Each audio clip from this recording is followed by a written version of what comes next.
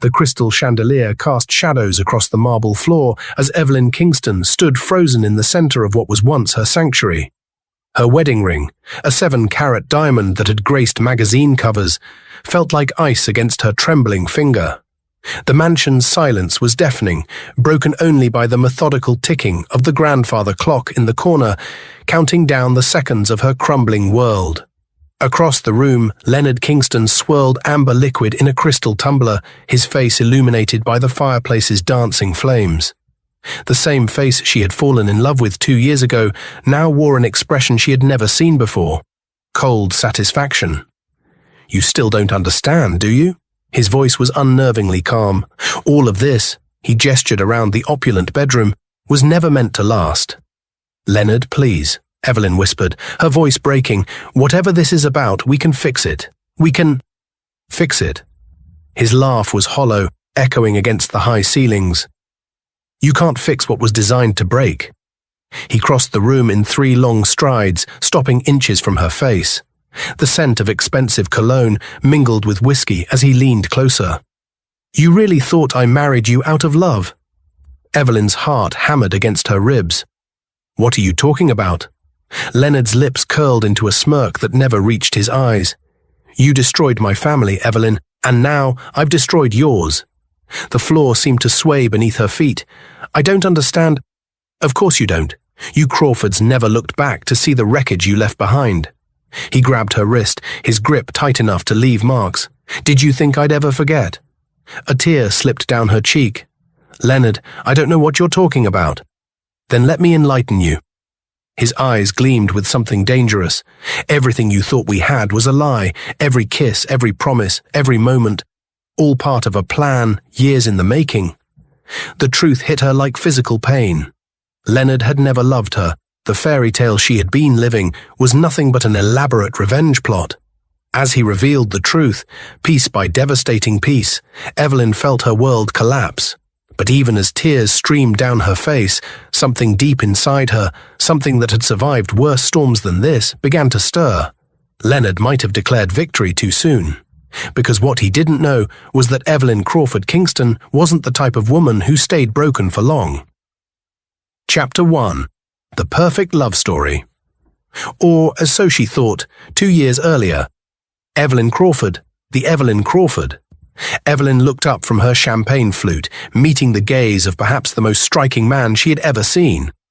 6'2", with shoulders that filled out his custom-tailored Tom Ford suit to perfection, he had the kind of presence that commanded attention without effort. His dark hair was styled with just the right amount of casual dishevelment, and his eyes, a mesmerizing shade of green with flecks of gold, crinkled at the corners when he smiled. "I'm afraid you have me at a disadvantage," she replied, extending her hand. The charity gala buzzed around them, the cream of New York society mingling under crystal chandeliers.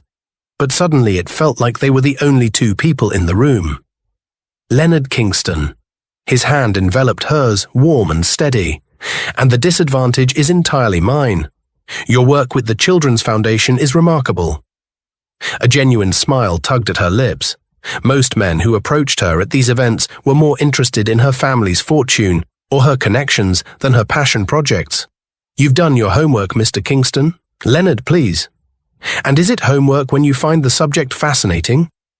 There was something in the way he looked at her, like he was seeing beyond the designer gown and the Crawford name, that made her heart beat just a little faster. By the end of the evening, they had slipped away to the rooftop garden, talking beneath the stars about everything from sustainable architecture, his passion, to art therapy for trauma survivors, hers. When he asked for her number, it felt like the most natural thing in the world. Their first date was at a hole-in-the-wall Italian restaurant in Brooklyn. His choice, not what she expected from a man whose net worth was rumored to be north of $3 billion. "The best tiramisu in the city," he promised. And he was right. He drove her himself in a vintage Aston Martin, opened every door, listened intently to every word she said. The second date was a private tour of the Metropolitan Museum of Art after hours, her favorite place in the city. The third was a spontaneous weekend in Paris on his private jet, because she mentioned she'd never seen the Louvre. "Is this real?" her best friend Sophie asked over brunch 3 months into their whirlwind romance. Men like Leonard Kingston don't just fall madly in love without an agenda. Evelyn stirred her latte, a dreamy smile on her face. Maybe I just got lucky. Nobody gets this lucky, Ev, Sophie persisted. I mean, the man sent you 500 red roses for your 6-week anniversary. It's like he's trying to win an award for most perfect boyfriend. Or maybe he just loves me, Evelyn countered. Not everyone has ulterior motives. But Sophie's words lingered like a shadow at the edges of her happiness. It did seem too perfect sometimes. The way Leonard anticipated her every need, the lavish gifts that arrived without occasion. The way he had smoothly integrated himself into every aspect of her life. Then came the night at his Hamptons estate. Dinner on the beach, candles glowing in the twilight, waves crashing gently against the shore. Leonard dropped to one knee, presenting a ring that took her breath away. A rare pink diamond set in platinum, designed specifically for her. Evelyn Crawford, he said, his voice husky with emotion, I've spent my whole life building an empire, but it means nothing without someone to share it with. You've shown me what it means to live, not just exist. Will you marry me? Her yes was immediate, unequivocal. The kiss that followed sealed what she believed was the beginning of her happily ever after. The wedding was the social event of the year. Vogue ran a 16-page spread. 400 guests witnessed their vows in the grand ballroom of the Plaza Hotel, transformed into an enchanted garden for the occasion. Leonard's voice had trembled as he promised to cherish her all the days of his life. Evelyn's father, notoriously stoic, had wiped away a tear. Their honeymoon, a month-long tour of private islands and exclusive resorts, was paradise. Leonard was attentive, passionate, seemingly incapable of taking his eyes off her. They talked about the future, about children, about merging their charitable foundations to make an even greater impact. I want to give you the world, he murmured against her skin one night, the Maldivian moon casting silver light across their bed. I already have everything I need, she had answered, meaning it with every fibre of her being. If she had looked closer, perhaps she would have noticed the shadow that crossed his face, fleeting but unmistakable, at her words. Perhaps she would have questioned why a man who claimed to love her so completely sometimes watched her with an intensity that bordered on calculation. But love is the greatest blindfold of all, and Evelyn was blissfully, willfully blind. Until she wasn't. Chapter 2. The small signs she ignored. The first sign appeared 3 weeks after they returned from their honeymoon. Evelyn came downstairs one morning to find Leonard in his home office, hastily ending a phone call at her entrance. Who was that? She asked casually, dropping a kiss on his forehead. Just business. His smile didn't reach his eyes. Nothing for you to worry about. It was the first time she felt it, that subtle shift in temperature, like a cloud passing over the sun. But she brushed it aside. Leonard was a busy man with global business interests. Of course, he would have calls that didn't concern her. Then came the charity board meeting. As chair of the Crawford Foundation, Evelyn had been overseeing their annual fundraising gala. When she arrived, the board members exchanged uncomfortable glances. Is everything all right? She asked, settling into her seat. Martha Reynolds, who had served on the board for 15 years, cleared her throat. We received instructions to postpone the gala, dear, from Leonard's office. Evelyn blinked. I'm sorry. His assistant called yesterday, said you and Leonard had decided to merge our foundation with Kingston Enterprises' charitable arm before proceeding with any events. Martha looked genuinely confused. We assumed you knew. But Evelyn hadn't known, and when she confronted Leonard that evening, his explanation was smooth as silk. I was going to surprise you, he said, pulling her into his arms. The merger will double our impact. I thought you'd be pleased. Of course I am, she replied, ignoring the unease settling in her stomach. I just wish you had discussed it with me first. The Crawford Foundation is my mother's legacy. And now it will be our legacy, he countered, kissing her forehead. Together we'll accomplish so much more than either of us could alone. It made perfect sense. So why did it feel like something precious was being taken from her? More changes followed. The household staff, people who had worked for her family for years, were gradually replaced with Leonard's choices. Her personal assistant, Mia, was reassigned to a different department within Kingston Enterprises, replaced by a stern-faced woman named Diane, who reported directly to Leonard. "I don't understand why Mia had to go," Evelyn said over dinner one night. "She's been with me since college." Leonard didn't look up from his plate. "Diane has more experience managing the schedule of someone in your position. As my wife, your responsibilities have changed." "My position," Evelyn echoed. "What does that mean exactly?" His eyes met hers then, something unreadable in their depths.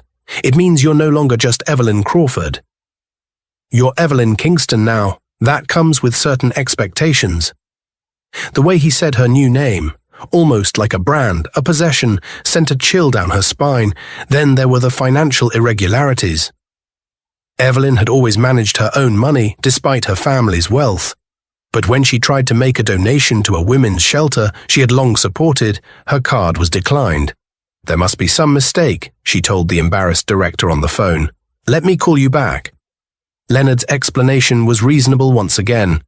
"I've consolidated our accounts for tax purposes. I should have told you, the donation has already been handled through the Kingston Foundation instead.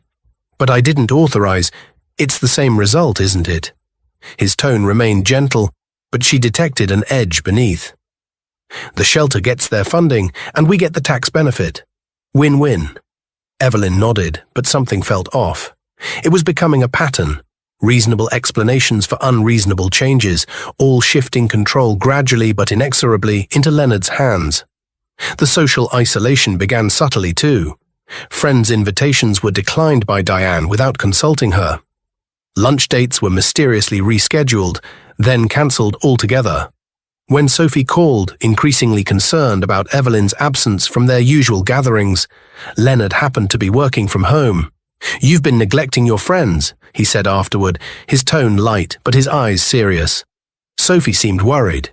"She has reason to be," Evelyn replied. "I haven't seen her in weeks. We've been busy building our life together." He tucked a strand of hair behind her ear, a gesture that used to make her heart flutter but now felt somehow proprietary. "But you should make plans with her. Maybe next month after we return from Tokyo." Tokyo was news to her. "We're going to Tokyo." "Business trip. I thought it would be nice if you joined me this time." His smile was warm, the Leonard she had fallen in love with momentarily visible again. "We can make a vacation of it afterward. Kyoto in cherry blossom season. Wasn't that on your bucket list?" And just like that, her concerns melted away. This was Leonard, her husband, the man who remembered every detail she ever shared with him. If he was making decisions without her, surely it was only because he was trying to create a wonderful life for them both. The most disturbing incident came 6 months into their marriage. Evelyn had gone to her childhood home, the Crawford estate in Connecticut, to collect some personal items she wanted to bring to their New York penthouse. She had been sorting through her mother's jewelry, pieces with sentimental rather than monetary value, when Leonard appeared unexpectedly in the doorway. "I thought you were in London until tomorrow," she said, startled by his sudden appearance. The meeting ended early. His eyes scanned the room, landing on the open jewelry boxes. Finding treasures. Just memories. She held up a tarnished silver locket. "This was my grandmother's. Inside is a picture of her with my grandfather on their wedding day." Leonard crossed the room, taking the locket from her hands. He studied it for a moment before placing it back in her palm, closing her fingers around it with his own. "You should keep these safe. In fact, I have a secure vault at Kingston Tower, much better than leaving them here." "But I've always kept them here," Evelyn protested mildly. "This is my family home." Something flickered in Leonard's eyes, a hardness she had never seen before. "Was your family home?" he corrected. "Our home is together now, and I insist on keeping valuables properly secured." It wasn't a suggestion. That much was clear from his tone.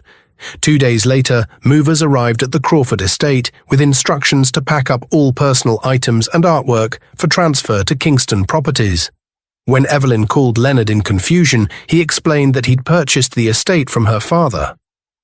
"Dad would never sell without telling me," she said, her voice rising with the first real anger she had felt since their marriage. "He didn't want to worry you," Leonard replied smoothly. "The Crawford Group needed liquidity for that expansion in Asia. I helped him out, and in return the estate comes to us. It stays in the family, just under the Kingston name now. Isn't that what matters? When she called her father to confirm, he sounded oddly evasive. It was a business decision, Evie. Leonard made a fair offer. You're married now. Does it really matter whose name is on the deed? That night, alone in their bedroom while Leonard worked late, Evelyn found herself staring at her reflection, barely recognizing the woman looking back. Gradually, piece by piece, her independent life was being dismantled. Her foundation absorbed, her home sold, her finances controlled, her social circle diminished. Even her closest friends and family seemed to accept Leonard's growing influence without question. He was, after all, Leonard Kingston, business genius, philanthropist, devoted husband. What woman wouldn't want a man who took care of everything? A memory surfaced then, her mother 6 months before cancer took her, sitting in the garden of this very estate. "Never surrender your independence completely, Evelyn," she had said. Her once strong voice weakened, but her eyes sharp as ever. "Love is a partnership, not an acquisition." Evelyn had laughed then, young and confident in her belief that such a warning could never apply to her. Now, as she twisted her wedding ring around her finger, she wondered if her mother had seen something in her that she hadn't recognized herself. A willingness to be dazzled, to be swept away, to mistake control for care. For the first time since meeting Leonard Kingston, doubt crept into her heart like a shadow. But even then, she couldn't imagine the darkness that shadow concealed. Chapter 3. The Shocking Truth. The Tokyo trip marked a turning point. For 5 days, Leonard was the husband she remembered, attentive, loving, present. They attended business dinners where he proudly introduced her as his brilliant wife. They explored ancient temples hand in hand. In a private onsen overlooking snow-capped mountains, he held her close and whispered that marrying her was the best decision he'd ever made. But on the 6th day, Leonard received a phone call that sent him rushing back to their hotel suite, leaving Evelyn alone at a museum. When she returned, she found him pacing, barking orders into his phone. "Is everything okay?" she asked when he finally ended the call. "Fine." His voice was clipped. "Just Crawford Industries causing problems again." Evelyn frowned. "My father's company." "What problems?" Leonard's expression softened immediately, as if catching himself. "Nothing for you to worry about, just some resistance to the terms of our partnership agreement." "What partnership agreement?" He waved a dismissive hand. "Boring business details. You'd hate it." He checked his watch. "Listen, I need to fly back tonight. Emergency board meeting tomorrow morning." "Tonight?" Evelyn's disappointment was palpable. "We were supposed to go to Kyoto tomorrow." "And we will, next time." He was already packing, movements efficient and purposeful. "You should stay. Enjoy Japan. The hotel is booked for another week. Diane has arranged a guide for you." "I'd rather come with you," she said, watching him carefully. "If my father's company is involved." "Evelyn." He stopped, placing his hands on her shoulders. "Trust me to handle this. It's what I do best." His kiss was quick, distracted. "Besides, this trip was meant to be a gift for you. I'd feel terrible if you cut it short." The request seemed reasonable, even considerate. But something in his manner, the tension in his shoulders, the way he avoided her eyes, triggered alarm bells she could no longer ignore. "Of course," she conceded. "I'll stay." While Leonard showered, Evelyn noticed his tablet on the bed. Without allowing herself to question the impulse, she picked it up. The screen was locked, but when she typed in his birth date, the password he used for less secure devices, it opened to his email. At the top of his inbox was a message from his CFO, subject line, "Crawford Industries takeover, final phase." Her heart pounding, Evelyn opened it. "Leonard, as instructed, we've acquired the remaining 15% of Crawford Industries shares through the shell companies. Combined with what you obtained through the marriage contract, we now control 51%, enough to force the vote at tomorrow's board meeting. Legal has confirmed that the elder Crawford cannot block the dissolution once we have majority support. Assets will be liquidated and distributed as per your specifications, with the bulk transferred to Kingston Holdings offshore. The Crawford name will effectively cease to exist in the business world by end of quarter. Congratulations on bringing this long-term strategy to fruition." Marcus Evelyn stared at the screen, the words blurring as tears filled her eyes. Marriage contract, dissolution, long-term strategy. She quickly forwarded the email to her personal account, then returned the tablet exactly where she had found it. When Leonard emerged from the bathroom, she was sitting by the window, struggling to keep her face neutral. "I've called for a car," he said, zipping his suitcase. "I should be back within a week." Evelyn nodded, not trusting herself to speak. He kissed her goodbye, promised to call when he landed, and was gone, leaving her alone with the devastating realization that their entire relationship might be nothing more than a business transaction. The moment the door closed behind him, she called her father. No answer. She tried his assistant, who informed her that Richard Crawford was in emergency meetings and couldn't be disturbed. Next, she called Sophie, who answered on the first ring. "Evie? Oh my God, are you okay? I've been trying to reach you for weeks." "What do you mean?" Evelyn asked. "I never got any messages." Sophie's bitter laugh crackled through the line. "Of course you didn't. Whenever I call, that Dragon Lady assistant says you're unavailable. When I send emails, they bounce back. I even came to your building once and security wouldn't let me up. Said I wasn't on the approved visitor list." Ice spread through Evelyn's veins. "Sophie, I need your help. Something's very wrong." "Tell me something I don't know," Sophie replied. "Your husband is systematically cutting you off from everyone who cares about you. Classic abuse tactic." "It's worse than that," Evelyn whispered, glancing around the hotel suite as if Leonard might somehow hear her from the other side of the world. I think he married me to destroy my father's company." The silence that followed was heavy. Then Sophie spoke, her voice uncharacteristically serious. "Get on the next flight home. Don't tell Leonard. Come straight to my place, not yours. And Evie, don't use any cards or accounts connected to him. Cash only." 24 hours later, Evelyn sat in Sophie's Manhattan apartment, staring at her friend's laptop screen. Together, they had spent the night researching, piecing together a puzzle that had been forming right under Evelyn's nose. The Kingston-Crawford connection went back 20 years. Leonard's father, Harold Kingston, had once owned a promising tech company poised to revolutionize the industry. Richard Crawford, Evelyn's father, had been an early investor. But when the company faced financial difficulties, Crawford Industries had pulled out, triggering a cascade of investor flight. Harold Kingston's company collapsed virtually overnight. 6 months later, Harold Kingston died of a heart attack, leaving his wife and teenage son destitute. Newspaper clippings showed a young Leonard at his father's funeral, his face a mask of grief and something harder: determination. From there, they tracked Leonard's meteoric rise, from scholarship student to venture capital wunderkind to business mogul.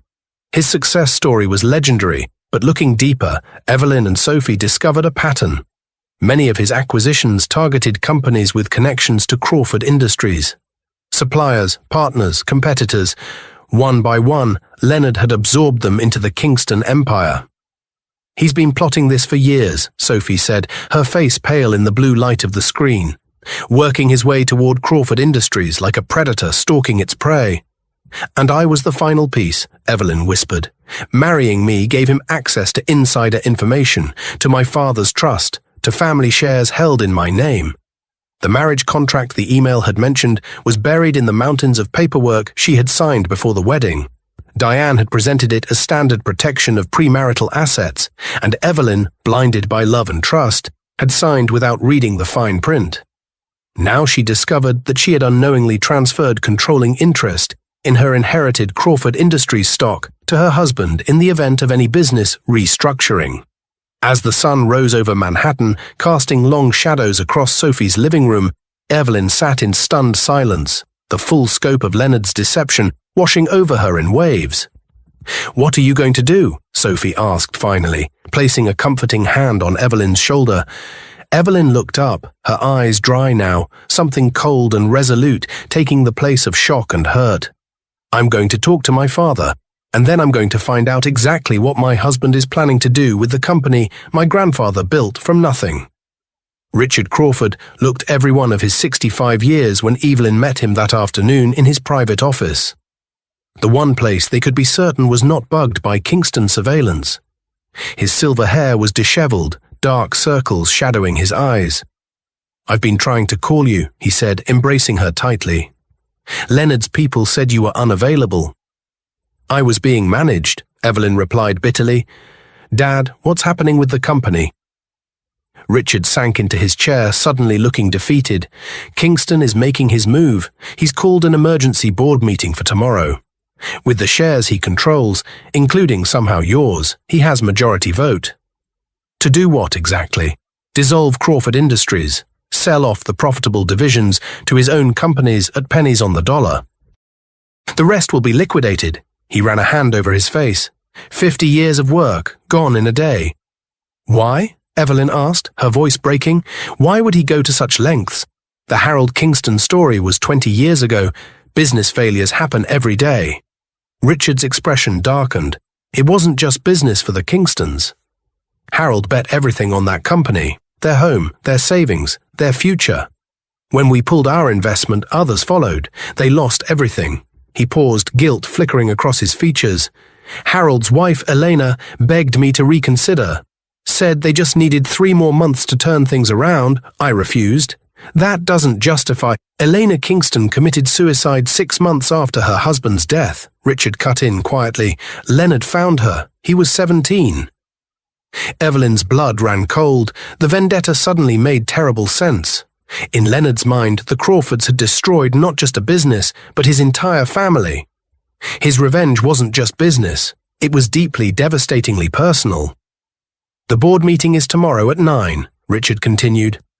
"Unless we can prove fraud or coercion in how he acquired those shares, there's nothing we can do to stop him." Evelyn stood, a plan already forming in her mind. "Yes, there is. I'm his wife. The woman he's been manipulating and lying to for nearly 2 years. And I think it's time I had a proper conversation with my husband." That night, as Leonard landed in New York believing his wife was still in Japan, Evelyn returned to the penthouse they shared. She discarded her usual elegant attire for jeans and a simple sweater. Clothes that were hers, not chosen by the stylist Leonard had hired. She wore no makeup, no jewelry except her grandmother's locket. She had barely settled in the living room when she heard the elevator doors open. "Evelyn?" Leonard's voice held genuine surprise as he entered, setting down his briefcase. "What are you doing home?" "Waiting for you," she replied calmly. "We need to talk." His expression shifted, recalibrating. "Of course, but I've just flown 14 hours. Can it wait until morning?" "No," she stood, facing him directly. "It can't wait another minute." Something in her tone alerted him. He studied her carefully, noting the change in her appearance, the resolve in her stance. "What's this about?" "Crawford Industries," she said simply. His face betrayed nothing, but she saw the slight tensing of his shoulders. "Ah, your father called you. Actually, your CFO did, inadvertently." She pulled out her phone, displaying the forwarded email. "Congratulations on bringing this long-term strategy to fruition." "My, what could that possibly mean?" For a long moment, Leonard said nothing. Then, incredibly, he smiled, a smile devoid of warmth or love, revealing the stranger who had been hiding behind her husband's face all along. "I always admired your intelligence, Evelyn. It's one of the reasons I chose you." He moved to the bar, pouring himself a whiskey as casually as if they were discussing dinner plans. "Though I admit I expected you to figure it out sooner." The casual cruelty of his words stole her breath. "You chose me? For what? To be a pawn in your revenge fantasy?" "Not a pawn." He turned, leaning against the bar. "The queen, the most powerful piece on the board." His eyes hardened. "The piece that, when captured, ends the game. This isn't a game, Leonard. This is my life, my family's legacy." "And what about my family's legacy?" His voice remained controlled, but she saw the fury simmering beneath. "Your father destroyed that without a second thought. I promised my mother before she died that I would make the Crawfords pay, that I would take everything from them, just as they took everything from us. So all of this, our entire relationship, was a lie." The words caught in her throat. Leonard crossed the room until he stood directly before her. "Not all of it," he said, and for a fleeting moment, something like regret crossed his features. You were unexpected, Evelyn. In another life, perhaps. Don't, she whispered. Don't pretend there was anything real about what you felt for me. He reached out, brushing a strand of hair from her face with a gentleness that made her flinch. What's real is that tomorrow Crawford Industries will cease to exist. Your father will lose everything, just as mine did. The great Richard Crawford will know what it feels like to watch his world crumble piece by piece. His eyes gleamed with vindictive triumph. And you, my dear wife, will have made it all possible. The mansion was silent, the air thick with tension. Evelyn sat in the grand bedroom she once considered her sanctuary, her wedding ring cold against her trembling fingers.